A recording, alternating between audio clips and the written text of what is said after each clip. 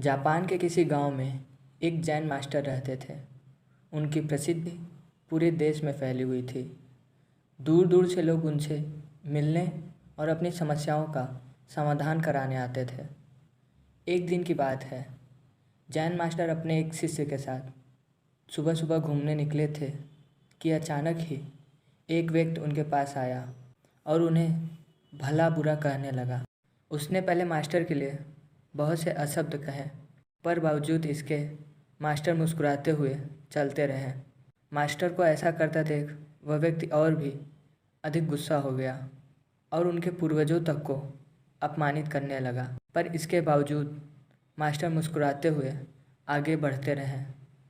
Master पर अपनी बातों का कोई असर न होता देख अंततः वह व्यक्ति निराश हो गया और उनके रास्ते से हट गया।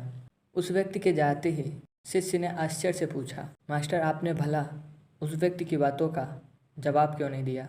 और तो और आप मुस्कुराते रहे, क्या आपको उसकी बातों से कोई कष्ट नहीं पहुंचा? जैन मास्टर कुछ नहीं बोले और उसे अपने पीछे आने का इशारा किया। कुछ देर चलने के बाद वे मास्टर के कक्ष तक पहुंच गए। मास्टर बोले, तुम यहीं रुको, मैं अंदर से अभी आया। मास्टर कुछ देर बाद एक मैले कपड़ा लेकर बाहर आए और उसे अपने शिष्य को देते हुए बोले, लो अपने कपड़े उतार कर इसे पहन लो। कपड़ों से अजीब सी बदबू आ रही थी और शिष्य ने कपड़ों को हाथ में लेते ही दूर फेंक दिया। मास्टर बोले, क्या हुआ? तुम इन मैलों कपड़ों को नहीं धारण कर सकते ना? ठीक इसी तरह मैं भी उस व्यक्ति द्वारा फेंके हुए अपशब्दों को नहीं ग्रहण कर सकता।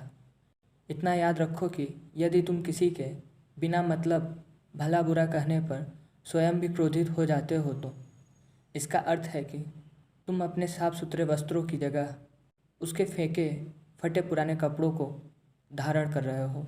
तो दोस्तों, इस कहानी में गुरु ने शांत चित्त कर अपने आप पर और अपने विचारों पर काबू पाने की बात कही है।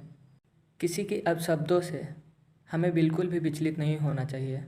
हमारे मन और तन पर सिर्फ हमारा ही कंट्रोल होना चाहिए। धन्यवाद।